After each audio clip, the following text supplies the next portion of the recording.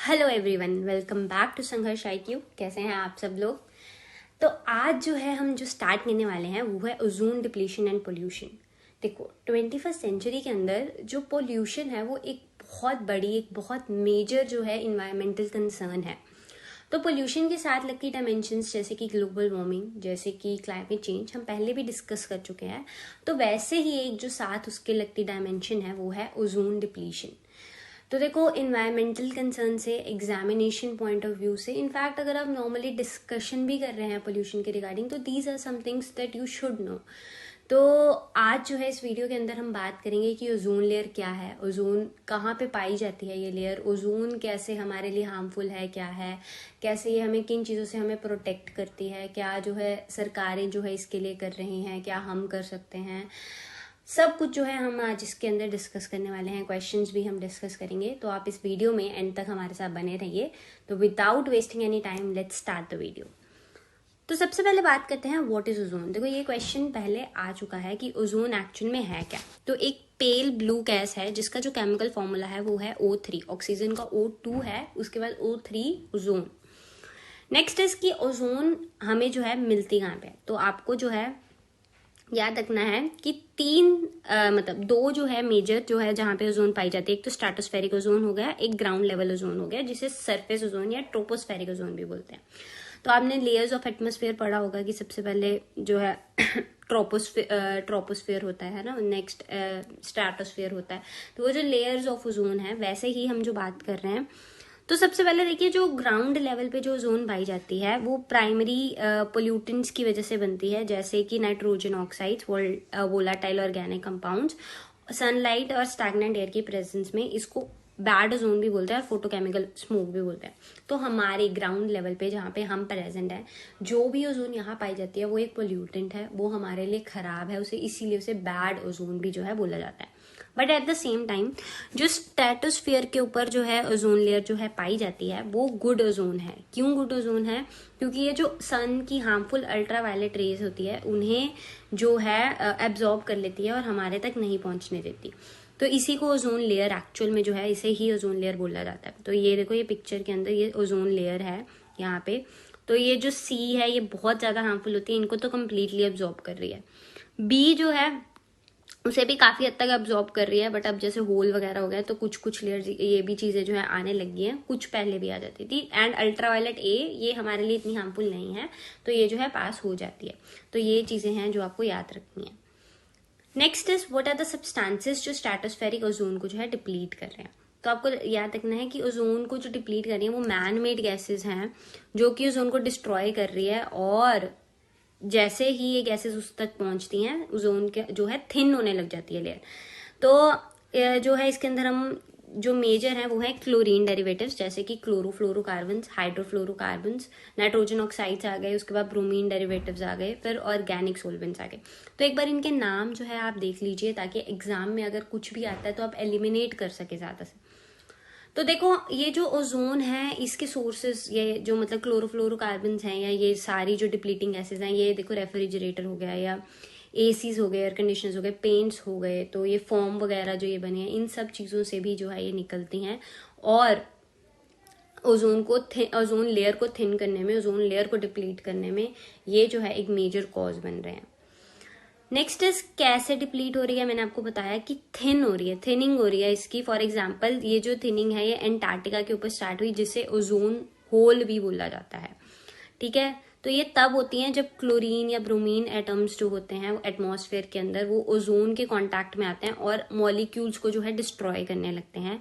Simply अगर हम देखें, जो क्लोरीन एटम है वो ओजोन मॉलिक्यूल के साथ रिएक्ट करता है, जिससे वो क्या बोलता है, जो छोटे होते हैं हम पढ़ते होते थे ना, देखो क्लोरीन जो है ये O3 के साथ रिएक्ट करके क्या निकालता है, chlorine oxide plus oxygen molecule. Next is 1 chlorine जो है वो 1 लाख मॉलिक्यूल्स ऑफ ओजोन जो है उसको डिस्ट्रॉय कर सकता है। तो ये स्टेप्स दे रखे हैं कि कैसे ये जो स्टेप्स हैं इनकी वजह से कॉज एंड इफेक्ट कैसे ओजोन लेयर जो है डिप्लीट हो रही है। उसके बाद और भी आपको पिक्चर्स दे रखी हैं, यूवी रेज अब जो कैसे हैं वो हमारे तक पहुंचने लगी हैं और कैसे ये सारा जो सिस्टम है आपको समझा दिया मैंने already. Next is what are governments doing about ozone depletion. अब देखो प्रॉब्लम है, प्रॉब्लम चल रही है, बट गवर्नमेंट्स क्या स्टेप ले रही हैं। तो देखो सबसे पहले जो सबसे मेजर एफर्ट लिया गया था वो वियना कन्वेंशन के अंदर लिया गया था, जहां पे ओजोन लेयर को प्रोटेक्ट करने की बात करी गई थी 1985 में।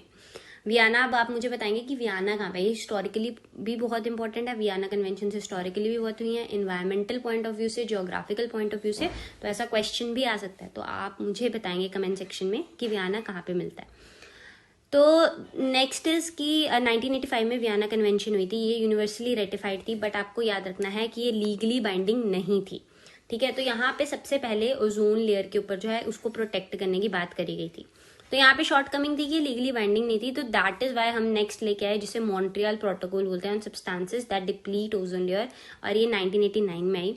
ये लीगली बाइंडिंग थी, और यहाँ पे हमने बात किया क्योंकि उस टाइम पे जो CFCs वगैरह हैं ये मेजर मतलब सब्सटेंसेस थे जो डिप्लीट कर रहे थे, तो इन्हें फेज आउट करने की बात करी गई और प्रॉपरली इनको स्टॉप करने की भी जो है बात करी गई। एंड इसकी जगह पे जो हम लेके आए वो थे HFCs। धीरे धीरे HFCs आगे, हाइड्रोफ्लोरोकार्बन आगे, बट अब हमें धीरे धीरे ये रियलाइज हुआ कि ये जो हाइड्रोफ्लोरोकार्बन हैं ये बहुत ज्यादा पावरफुल ग्रीन हाउस गैसेज हैं और क्लाइमेट चेंज वगैरह हो रहा है। तो इसी मॉन्ट्रियल प्रोटोकॉल की जो अमेंडमेंट थी, किगाली अमेंडमेंट लेके आई 2016 के अंदर, और यहाँ पे हमने जो है बात करी थी कि जो HFCs हैं इनको भी जो है धीरे धीरे हम फेज डाउन कर देंगे। तो यहाँ पे ये बात करी गई थी। नेक्स्ट इज इफेक्ट्स क्या हैं ओजोन डिप्लीशन के। तो मैंने आपको बताया कि स्किन डिजीजेस हो गए या कैंसर हो गए, सनबर्न्स हो गए, कैटरैक्ट हो गया, एजिंग या इम्यून सिस्टम वीक हो रहे हैं, ग्रोथ जो है प्लांट्स की, फ्लावरिंग प्लांट्स, फोटोसिंथेसिस वगैरह, ठीक है। Skin and I cancer animals में भी देखने को मिल रहा है, और मरीन लाइफ जैसे प्लैंक्टन्स हो गए, ये भी इन चीज़ों से बहुत ज़्यादा जो है इम्पैक्टेड है। तो ये अल्ट्रा वायलेट रेज जो हमारे ऊपर पहुंच रही हैं, देखो नेचर ने ना अपना बैलेंस बना रखा था, सब कुछ नेचर में परफेक्ट जिस तरीके का होना चाहिए, जो चीज़ हमारे लिए अच्छी है वो नेचर ने एज इट इज़ बना रखी है। बट वही अब हम लोगों की जो भी छेड़छाड़ है नेचर से, कहीं ना कहीं वो हमारे लिए ही जो है खराब कर रही है, हमें ही खराब कर रही है, हमारे लिए ही हार्मफुल है। तो उन चीज़ों से हमें बचना है, उन चीज़ों के लिए जितना हम कोशिश कर सकते हैं। देखो वही 21st सेंचुरी है, ऑब्वियसली मॉडर्न एज आएगी, ठीक है, इंडस्ट्रीज चाहिए, सब कुछ चाहिए, बट देखो there is a concept of sustainable development, और उसी की हमें ज़रूरत है। जो भी हम चीज़ कर रहे हैं, जो भी हम एफर्ट कर रहे हैं, हमें इस तरीके से करना है कि वो सस्टेन हो। तो चलो आगे भी बात करते रहेंगे इस बारे में। नेक्स्ट इज क्या सोल्यूशंस हैं ओजोन डिप्लीशन के। तो जो CFCs हैं, जो रेफ्रिजरेटर्स में, एयर कंडीशनर्स में पाए जाते हैं, ठीक है, इन सबको जो है हम रिप्लेस कर सकते हैं, व्हीकल्स को जो है मिनिमाइज कर सकते हैं, उनका यूज जितना कम हो सकता है, eco friendly cleaning products use कर सकते हैं। अब तो जो इलेक्ट्रॉनिक व्हीकल्स भी आ चुके हैं। नेक्स्ट इज जो गवर्नमेंट है उनको एक्शंस लेना चाहिए, हार्मफुल नाइट्रस ऑक्साइड को जो है प्रोहिबिट कर देना चाहिए, जिससे जो ओजोन वगैरह है वो डिप्लीट ना हो। अब प्रैक्टिस क्वेश्चंस पे आते हैं। काफी हमने देख लिया है, कुछ चीजें हैं जो हम क्वेश्चंस में ही प्रैक्टिस करेंगे, कुछ हम पहले डिस्कस कर चुके हैं। तो जैसे कि CFCs जो हैं ग्रीन हाउस गैसेस हैं, जिन्होंने 3 डिग्री सेल्सियस जो है राइज कर दिया है ग्लोबल टेम्परेचर को पास्ट सेंचुरी के अंदर। तो कौन सी CFC है जो रेफ्रिजरेटर में यूज होती है, तो आपको याद रखना है जो फ्रीगॉन जो है वो रेफ्रिजरेटर्स वगैरह में यूज होती है। Next question is chlorofluorocarbons known as ozone depleting substances are used in. तो कहाँ कहाँ पे जो है ये यूज होती है। देखो हमने देखा था प्लास्टिक फॉर्म में भी यूज होती है, इलेक्ट्रॉनिक कंपोनेंट्स में भी यूज होती है, एंड प्रेशरिंग एजेंट्स जैसे एरोसोल कैंस वगैरह में यूज होती है, बट ट्यूबलेस टायर के अंदर ये यूज नहीं होती। तो इनमें से ओनली 3 जो है वो करेक्ट है, एक जो है गलत है इसमें से। Next is which of the following is not the consequence of ozone layer depletion. तो क्या है जो इनमें से जो इम्पैक्ट नहीं कर रही। देखो अल्ट्रा वायलेट रेज इंक्रीज हो रही है, हमें सबको पता है, स्किन कैंसर हो रहा है, हमें पता है, जो साइनोबैक्टीरिया वगैरह है वो भी बहुत अफेक्ट हो रहा है, उनकी ग्रोथ अफेक्ट हो रही है, बट जो टाइड्स हैं उनके ऊपर इसका कोई भी इफेक्ट जो है नहीं है, ठीक है। तो आपको ये याद रखना है, टाइड्स एक natural phenomena. Next is when was the first ozone layer discovered. तो 1970s के अंदर एंटार्क्टिका के अंदर ही सबसे पहले जो ओजोन होल है उसको डिस्कवर किया गया था। Next is ozone Montreal protocol is related to, तो हम देख चुके हैं ओजोन लेयर डिप्लीशन से जो है ये रिलेटेड है। Next which of the following is secondary pollutant. देखो there are 2 types of pollutant, ये आंसर में भी आएगा। तो सेकेंडरी पोल्यूटेंट, हमें ओजोन जो है वो एक सेकेंडरी पोल्यूटेंट है। देख लेते हैं कि प्राइमरी और सेकेंडरी होता है।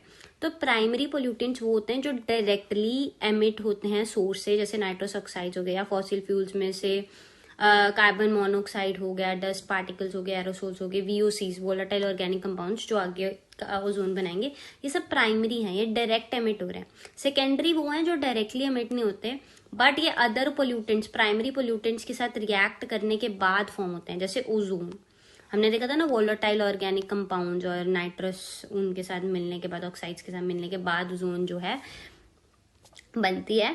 तो यहाँ पे साथ में ही एसिड रेन हो गया, PAN, ये सारे आपको याद रखने हैं, ये these are all secondary pollutants. Next is ground level ozone is created by chemical reaction between, तो ये क्वेश्चन हम देख चुके हैं already, nitrogen oxide and volatile organic compounds को के मिलने के बाद ये होती है। जो ग्राउंड लेवल पे ओजोन, या इसे बैड ओजोन भी बोला जाता है और फोटोकेमिकल स्मोक भी बोला जाता है, हम ऑलरेडी ये सारी चीजें देख चुके हैं। ठीक है, तो ये सारे कॉजेज वगैरह सब कुछ यहाँ पे जो है मेंशन है, इसे आप देख लीजिएगा।